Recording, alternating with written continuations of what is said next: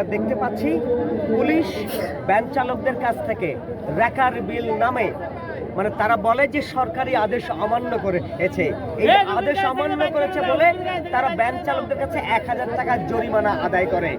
আমরা ইতিমধ্যেই জানি যে এই নারায়ণগঞ্জের ইজি বাইক, অটো কিংবা ভ্যান, তাদের কাছ থেকে পুলিশ জায়গায় জায়গায় নানানভাবে হয়রানি করে, চাঁদাবাজি করে এবং এই রেকার বিলের নামে তারা ডুপ্লিকেট কপি ছাপিয়ে অরিজিনালটাকে অফিসের কাগজ রেখে এই ডুপ্লিকেট কপি দিয়ে এটা হচ্ছে ভ্যান চালকদের কাছে এই টাকা আদায় করছে।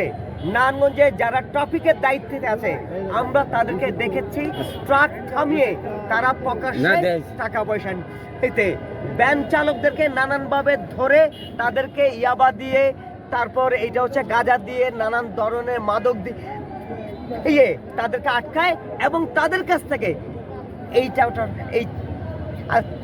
চাঁদাবাজিটা আদায় করে। বলে আমরা পরিষ্কারভাবে মনে করি যে 5 তারিখের পর থেকে নারায়ণগঞ্জে কোনো চাঁদাবাজি চলবে না।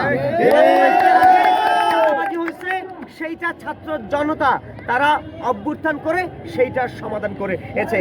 এই 5 তারিখের পরে আমরা দেখেছি নানান জায়গাতে পুলিশ এই চাঁদাবাজি এটা করছে।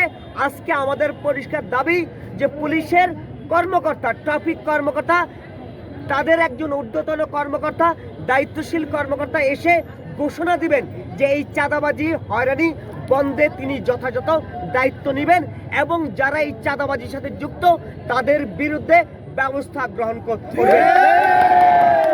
আজকের এই আন্দোলন এখানেই শেষ হয়ে যাবে। আমাদের দাবি